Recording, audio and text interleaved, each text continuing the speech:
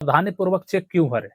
तो सावधानीपूर्वक चेक भरने से ये होता है कि फ्रॉड की संभावनाएँ कम हो जाती है, ना के बराबर होता और ना ही हमारा चेक बाउंस करता है।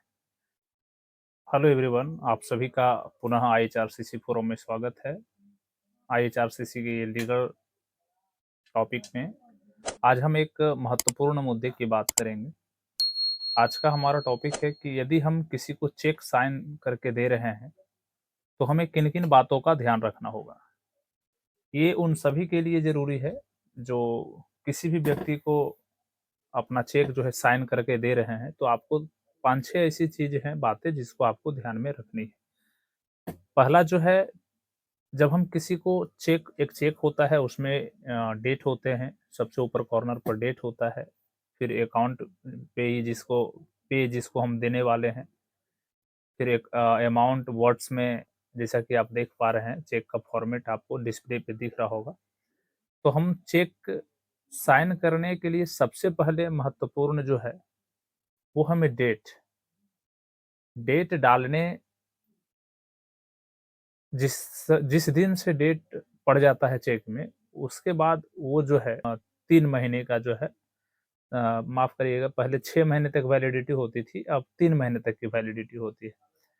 तो अब जो है 3 महीने यानी 90 दिन, पहले जो होता था वो 6 महीने का, तो 6 तिया 18 मतलब 180 दिन का वैलिडिटी पहले होता था लगभग और अभी 90 दिन का यानी 3 महीने का।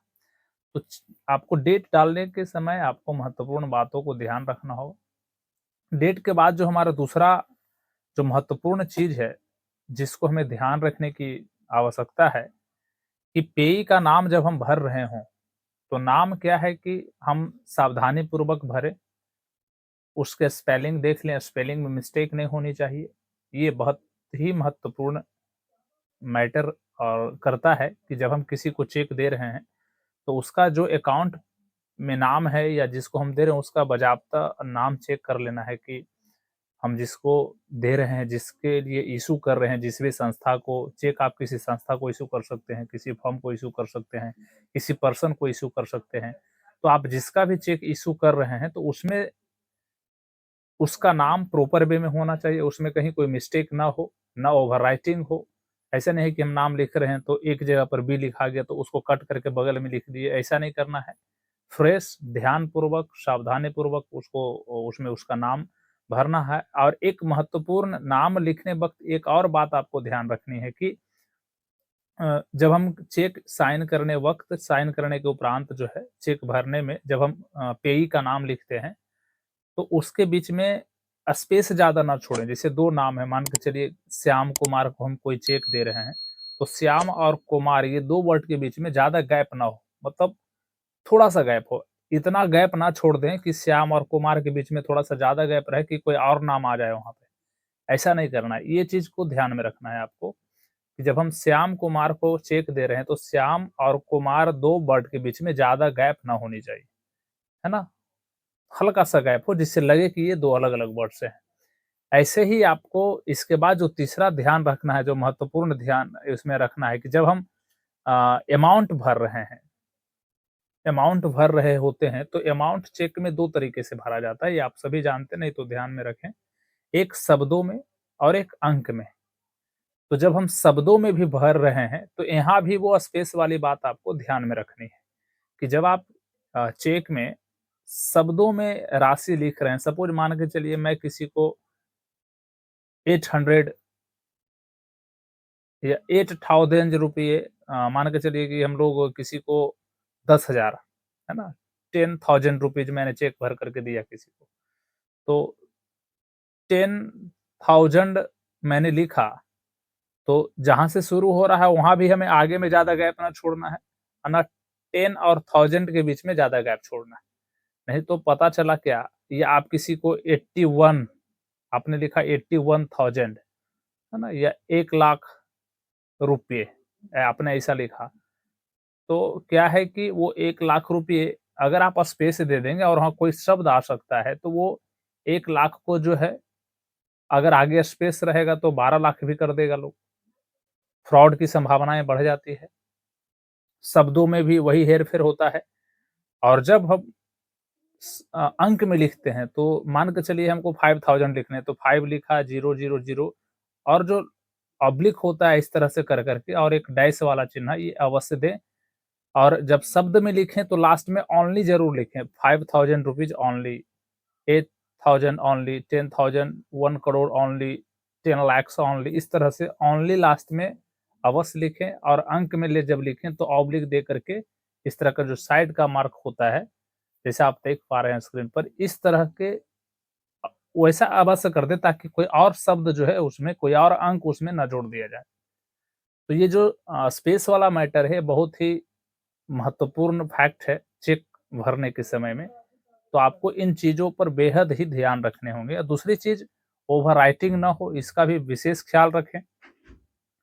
सिग्नेचर, इसके बाद लास्ट वाला जो एक फैक्टर है जो इम्पोर्टेंट है कि जब आप सिग्नेचर कर रहे हैं किसी चेक के ऊपर, तो आपको एक और बात ध्यान में रखनी है कि हम वही सिग्नेचर करें जैसा हमारा सिग्नेचर बैंक में है। अगर सिग्नेचर मैच ना होगा तो क्या होगा, आपका चेक बाउंस हो जाएगा और चेक बाउंस होना भी एक अपराध है। तो इन सभी चीज़ों को आपको बेहतर ध्यान में रखनी है कि हमें चेक साइन करने वक़्त मैंने 4-5 चीज़ें आपको बताई चेक भरने के लिए। ये जब आप किसी को चेक दे रहे हैं तो इन सभी चीज़ों का ध्यान रखेंगे ताकि आप फ्रॉड का ना शिकार हों और ना ही आपका चेक बाउंस करे। तो ये 2 महत्वपूर्ण फैक्टर है कि हम सावधानीपूर्वक चेक क्यों भरें। तो सावधानीपूर्वक चेक भरने से ये होता है कि फ्रॉड की संभावनाएँ कम हो जाती है, ना के बराबर होता है और ना ही हमारा चेक बाउंस करता है। तो ये दोनों चीज़ों से बचने के लिए हमें ध्यानपूर्वक चेक भरना आवश्यक है। पहला, डेट आप भरेंगे तो ध्यानपूर्वक, और आप ये चीज़ जान लीजिए कि जिस दिन से डेट भरेंगे और आप जिस पीरियड का डेट दे रहे हैं किसी को, चेक दे रहे हैं किसी को, उस वक़्त आपके अकाउंट में सफिशिएंट बैलेंस होनी चाहिए। अदरवाइज़ क्या हो कि जब आपके अकाउंट में बैलेंस नहीं होंगे और अगला कोई चेक आपने किसी को दिया और वो विथड्रॉ करने के लिए डिपॉज़िट करेगा बैंक में, तो उसके बाद क्या होगा कि वो बाउंस कर जाएगा। तो फिर आप जो है आपके ना जानते हुए भी आपसे अपराध हो गया। वो अगला आपके ऊपर केस कर सकता है, नोटिस भेज सकता है। तो पहला, डेट पे ध्यान देना है। दूसरा, जब हम पेयी का नाम लिख रहे हैं तो उसमें जो है हमें ध्यानपूर्वक लिखना है, उसका स्पेलिंग पर ध्यान देना और 2 शब्दों के बीच में जो है स्पेस नहीं के बराबर देना है, कम देना है। इसके बाद जब हम शब्दों में राशि लिख रहे हैं, जब आप शब्दों में राशि लिख रहे हो तो वहाँ पर भी अधिक गैप ना दें। उसके बाद जब आप अंक में लिख रहे हैं, तो अंक में क्या है कि आप लास्ट में जो मैंने बताया, जो आप अंक में आपने अमाउंट लिखा, लास्ट में ऑब्लिक दे करके तिरछा वाला जो लाइन होता है उसके बाद डैश दे देना है इस तरह से। और वर्ड में लिखते टाइम में ओनली अवश्य लिखेंगे, 500 ओनली, इस तरह का। उसके बाद इसके बाद जो महत्वपूर्ण है वो है सिग्नेचर। कि सिग्नेचर जो हमें वही सिग्नेचर करना है जो मैंने बैंक में किया है, आपने बैंक में किया है, वो डिफर करेगा, चेक बाउंस कर जाएगा। इसके बाद ओवरराइटिंग ना हो, ऐसा ना हो कि बगल में थोड़ा-सा कट किए फिर लिख दिया, ऐसा नहीं। और अगर आप किसी को चाहते हैं कि हम चेक जो है डायरेक्ट उसके खाते पर जो हम पैसा दे रहे हैं वो कैश ना निकाल करके डायरेक्ट उसके अकाउंट पे चला जाए वो पैसा और कैश ना निकाल सके, उसके लिए आप लोगों ने देखा होगा कि चेक के कॉर्नर में डबल लाइन क्रॉस किया जाता है। तो वो क्रॉस कर देने से वो अकाउंट पे ही हो जाता है और वो अमाउंट जो है वो डायरेक्ट उस सेकंड पार्टी के अकाउंट में ही जाएँगे। तो ये महत्वपूर्ण चीज़ें आपको एक चेक देने के समय ध्यान रखना। अगले कड़ी में हम आपको बताएँगे कि चेक लेने वक़्त हमें किन-किन बातों का ध्यान रखना होगा। तो आप ऐसे ही आईएचआरसीसी फोरम के लीगल टॉपिक से जुड़े रहें और ये लीगल पार्ट हमारा कुछ न कुछ हम आपको सिखाते रहेंगे। हम अपने जो भी हमारे पास जानकारी है और हमारे अलग-अलग लोगों को भी, एक्सपर्ट को हम इन चीज़ों में लाएँगे और ये सेशन को हम आगे आगे बढ़ाते चलेंगे।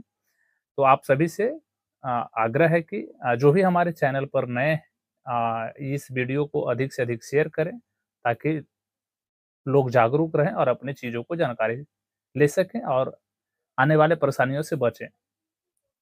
तो और जो भी नए लोग हैं उनसे विशेष आग्रह है कि इस चैनल को सब्सक्राइब करिए, फॉलो करिए और जो भी वो शेयर करना है आप करिए और जहाँ-जहाँ जो अच्छा लगे तो और अपने पूरे ग्रुप में सारी जगह शेयर करें, ताकि ये सोशल मीडिया के माध्यम से हम ये जो कैंपेन है अवेयरनेस का, ये हमेशा चलता रहे। तब तक के लिए नमस्कार, जय हिंद, वंदे मातरम।